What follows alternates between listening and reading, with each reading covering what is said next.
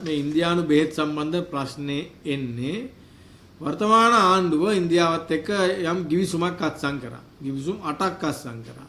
ඒ 8න් එකක් තමයි මේ බෙහෙත් සම්බන්ධ ගිවිසුම.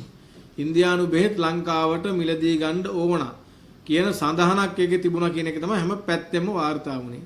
හැබැයි මේ ගිවිසුම් සම්බන්ධව තොරතුරු කිසිවක් ආණ්ඩුව එළිදරව් කරේ නැහැ. ඇහුවම එළිදරව් කරන්නේ නැත්තේ කියලා ඒකට ඉන්දියාව අකමැති කියලා කිව්වා.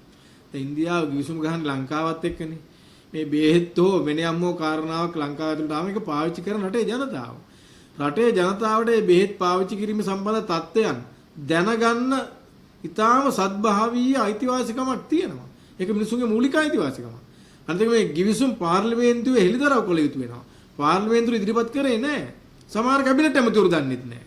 ඉතින් එවැනි ආකාරයට ගහපු ගිවිසුම් වල ප්‍රතිඵලද මේ එන්නේ බාල බෙහෙත් එන්න කියන කාරණා පිළිබඳවත් සැකයක් බරපතල විදියට තියෙනවා. ඒක නිසා මේවා සම්බන්ධව පැහැදිලි නිවැරදි විමර්ශනයක් අවශ්‍යයි. ඒකෙන් මරුනේ දෙන්නයි. ඒකේ මේකක්ද කියන කාරණා පිළිබඳව හරියට තහවුරු නැහැ. වගේ උත්තර කියලා මේකෙන් බේරෙන්න හදන්න එපා කියන එක තමයි අපි ඇමතිවරයාට කියන්නේ.